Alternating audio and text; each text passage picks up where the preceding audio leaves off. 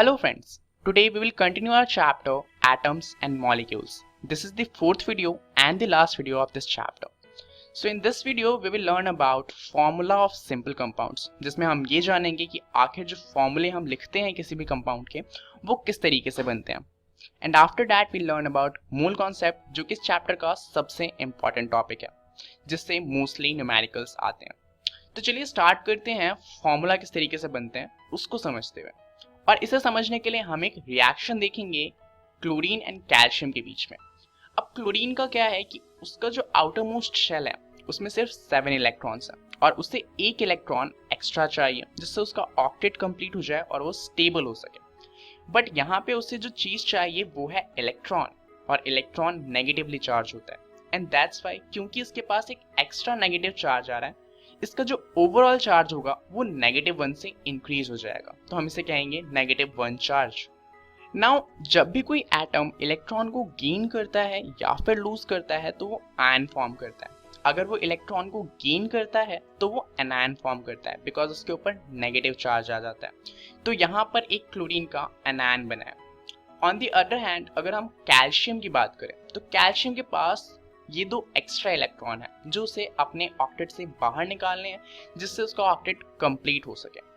तो अगर ये इन दोनों इलेक्ट्रॉन को बाहर निकालें, so as we already know electron negatively charge होते हैं. अब इसके पास equal number of positive and negative charge थे. इसने 2 नेगेटिव चार्ज को बाहर निकाल दिया. दैट मीन्स ओवरऑल चार्ज कितना बचा? +2. सो इसके ऊपर 2+ चार्ज आ जाएगा. ये भी एक आयन फॉर्म करेगा और क्योंकि इसके ऊपर प्लस चार्ज है ये कैटायंस फॉर्म करेगा. नाउ मे बी आपको कंफ्यूजन हो सकती है कैटायन और एनायन के बीच में कि कौन सा पॉजिटिव होता है एंड कौन सा नेगेटिव. तो कैटायन में एक T आता है एंड T एक प्लस की तरह दिखता है. तो कैटायन जो होता है वो पॉजिटिव चार्ज को रिप्रेजेंट करता है, on the other hand anion negative charge को रिप्रेजेंट करता है. नाउ चलिए देखते हैं कि रिएक्शन किस तरीके से होगी. यहाँ पर कैल्शियम जो है वो अपने 2 इलेक्ट्रॉन देना चाहता है जिससे उसका ऑक्टेट कंप्लीट हो. ऐसा करते ही उसके ऊपर 2+ चार्ज आ जाएगा. तो यहाँ पर जब वो इलेक्ट्रॉन को बाहर निकालेगा तो वो बहुत एक्साइटेड होगा क्योंकि अब उसका ऑक्टेट कंप्लीट होने वाला है और वो स्टेबल होने वाला है. तो इसलिए इस स्टेट को कहते हैं excited state. On the other hand chlorine को एक इलेक्ट्रॉन और चाहिए.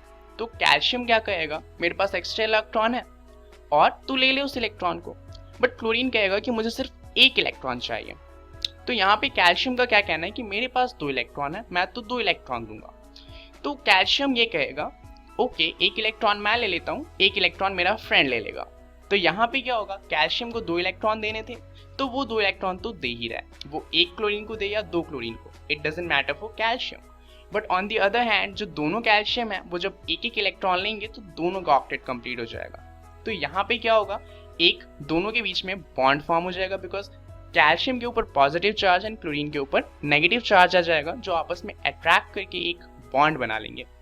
अब यहाँ पे कैल्शियम का एक एटम है एंड क्लोरीन का 2 एटम है. तो जो फॉर्मूला बनेगा वो बनेगा CaCl2. So you might be probably thinking about कि क्या आपको इतना सब हर बार करना है फॉर्मूला निकालने के लिए. वेल नहीं, इसका एक शॉर्टकट है. तो शॉर्टकट क्या है, यहाँ पर हम क्या करेंगे, सबसे पहले हम लिखेंगे कि उनके ऊपर चार्ज कितना है. कैल्शियम के ऊपर +2 चार्ज है एंड क्लोरीन के ऊपर -1 चार्ज है. अब आपको बस जो चार्ज है उसे रिप्लेस करना है. कैल्शियम का चार्ज आ जाएगा क्लोरीन के पास एंड क्लोरीन का चार्ज आ जाएगा कैल्शियम के पास. कैल्शियम के नीचे लिखा है 1, दैट मीन्स एक कैल्शियम का एटम, और क्लोरीन के नीचे लिखा है 2, दैट मीन्स 2 क्लोरीन के एटम. तो इस तरीके से बहुत सिंपली आप फॉर्मूला डिराइव कर सकते हैं. नाउ आप सोच रहे होंगे कि हमें कैसे पता चलेगा किसके ऊपर कितना चार्ज है. तो अपनी बुक खोलिए और वहां पे आपको टेबल मिल जाएगा जहां पर सारे एलिमेंट्स एंड कंपाउंड्स के टोटल चार्ज लिखे हुए हैं. तो उसकी हेल्प से आप बड़ी इजीली फॉर्मूला बना सकते हैं. चलिए एक और एग्जांपल लेते हैं. यहाँ पर पहला एटम है कैल्शियम. तो कैल्शियम के ऊपर तो +2 चार्ज ही होता है. और दूसरा हमारे पास जो कंपाउंड है वो है OH, और OH के ऊपर टोटल चार्ज जो होता है वो होता है -1. प्रोसेस सेम है, कैल्शियम का चार्ज आ जाएगा OH के पास एंड OH का चार्ज आ जाएगा कैल्शियम के पास. क्योंकि कैल्शियम यहाँ पे 1 है तो हम लिखेंगे एक कैल्शियम, बट यहाँ पे OH के साथ 2 है. तो ये सिर्फ O के साथ 2 है या H के साथ 2 है. एक्चुअली ये जो 2 है ये रिप्रेजेंट कर रहा है कि वहां पर 2 O के एटम है, 2 H के एटम है. तो हम यहाँ पे क्या करें, हम OH के आसपास ब्रैकेट लगाएंगे और यहाँ पर लिख देंगे 2, जो रिप्रेजेंट करेगा कि यहाँ पर 2 ऑक्सीजन एंड 2 हाइड्रोजन के एटम है। तो यहाँ पे फॉर्मूला क्या बन जाएगा, CaOH होल ट्वाइस, यानी कि कैल्शियम हाइड्रोक्साइड। सो होपफुली आपको ये टॉपिक क्लियर हो गया होगा। चलिए देखते हैं सबसे इंपॉर्टेंट टॉपिक इस चैप्टर का, दैट इज मोल कॉन्सेप्ट।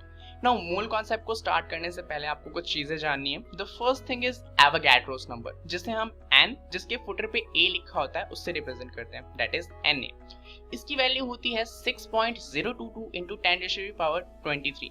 अब आप सोच रहे हैं इसको याद करना है, वेल एग्जैक्टली इसको याद करना है, आपको ये नंबर रटा हुआ होना चाहिए, that is Avogadro number is always 6.022 into 10⁻23। It is a constant, it never changes. Now the next thing you have to learn about is molar mass, जिसे हम कैपिटल M से रिप्रेजेंट करते हैं। अब इसके फॉर्मूले की बात करें तो इसका फॉर्मूला होता है मास इन ग्राम्स अपॉन में number of moles. But number of moles निकालना खुद एक टफ चीज है, बिकॉज नंबर ऑफ मोल्स का भी लंबा सा फॉर्मूला होता है। तो यहाँ पे अगर आपको मोलर मास निकालना है तो इसका एक बहुत ईजी सा शॉर्टकट है। वो शॉर्टकट क्या है, आपको ये टेबल तो याद ही होगी जहाँ पे हमने सारे एटम्स के यूनिफाइड मास को लिखा हुआ है। अब आपको जिस भी एटम का मोलार मास चाहिए उसके पीछे से U को रिप्लेस करके ग्राम लगा दीजिए, वही उसका मोलार मास होता है। फॉर एग्जांपल अगर हम हाइड्रोजन की बात करें तो इसका मास होता है 1U, दैट इज 1 यूनिफाइड मास। अब इसको अगर आपको मोलार मास में कन्वर्ट करना है तो U को रिप्लेस कर देंगे G से, दैट इज 1 ग्राम। तो 1 ग्राम जो होता है वो हाइड्रोजन का मोलार मास होता है। सिमिलरली अगर हम सोडियम की बात करें तो सोडियम का मास होता है 23U, तो इसका मोलार मास हो जाएगा 23 grams. So it's that simple. आपको जो ऊपर फॉर्मूला लिखा है उसका यूज करने की कोई जरूरत नहीं है। नाउ अगर आपको ऊपर की दोनों चीजें that is Avogadro number and molar mass clear हो गया है तो चलिए स्टार्ट करते हैं फॉर्मूले को देखते हुए। मोल कॉन्सेप्ट में बेसिकली 2 फॉर्मूले हैं जिसको हम मॉडिफाई करके बाकी चीजें निकालते हैं। The first thing is number of moles, जिसे स्मॉल n से रिप्रेजेंट किया जाता है। Number of moles is given mass upon में मोलार मास। मोलार मास कैसे निकालना है वो हमने अभी सीखा, तो ये फॉर्मूला आप याद कर लीजिए। The next formula is number of molecules, इसे हम कैपिटल N से रिप्रेजेंट करते हैं। Now number of molecules, number of atoms या नंबर ऑफ पार्टिकल, ये तीनों चीजें ही सेम है। बेसिकली हम ये पता कर रहे हैं कि हमारे पास जितना भी कंपाउंड है उसमें कितने नंबर ऑफ पार्टिकल्स हैं। इसका फॉर्मूला होता है N इंटू में एवोगैड्रोस नंबर, जहाँ पे स्मॉल n रिप्रेजेंट कर रहा है नंबर ऑफ मोल्स को। अब हो सकता है कि क्वेश्चन में आपको नंबर ऑफ मोल्स गिवन ना हो, तो वहां पे हो सकता है आपको कैलकुलेट करना पड़े। तो इसका दूसरा फॉर्मूला क्या बन जाएगा, small n upon capital M, जो रिप्रेजेंट करता है नंबर ऑफ मोल्स को, मल्टीप्लाई बाय एवोगैड्रोस नंबर। सो ये 2 फॉर्मूले हैं जो आपको बेसिकली याद रखने हैं। अब ये अगर आपको क्लियर है तो चलिए एक क्वेश्चन देखते हैं। So first question is calculate number of moles in 4.6 gram of sodium. Now यहाँ पे हमें बताया गया है कि 4.6 ग्राम ऑफ सोडियम है और हमें कैलकुलेट करना है number of moles. Number of moles का फॉर्मूला क्या था, गिवन मास अपॉन में molar mass. Now given mass is 4.6 gram, but molar mass क्या होगा। सो मोलार मास कैसे कैलकुलेट करते हैं, चलिए टेबल को देखते हैं। सो टेबल के अकॉर्डिंग सोडियम का यूनिफाइड मास होता है 23U। अब इसे मोलार मास में कन्वर्ट करने के लिए हमें U को कन्वर्ट करना है ग्राम से, so will just convert that and हमारा मोलार मास हो जाएगा 23 ग्राम्स। अब फॉर्मूले में आप सिर्फ वैल्यू पुट करिए और आपको आंसर मिल जाएगा, that is 4.6 gram upon 23 grams. इसको सॉल्व करेंगे तो आंसर आ जाएगा 0.2 मोल्स, बिकॉज 23 का डबल होता है 46 एंड बिकॉज ऊपर 4.6 है तो 2 के आगे एक पॉइंट लगा देंगे, दैट इज 0.2 मोल्स। चलिए देखते हैं next question. So our next question is calculate number of atoms in 46 gram of sodium.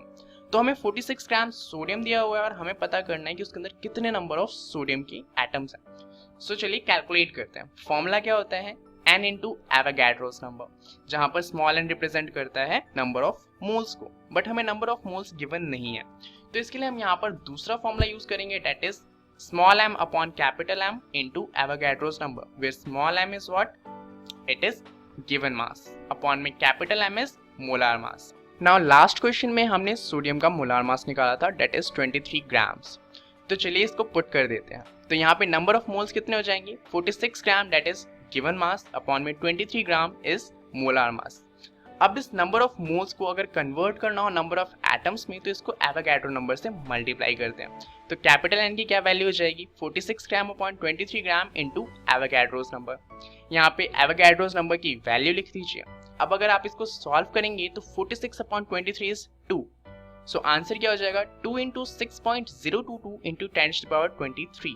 इसको हम फर्दर सॉल्व करें तो हमारा आंसर आ जाएगा 12.044 इंटू 10⁻23।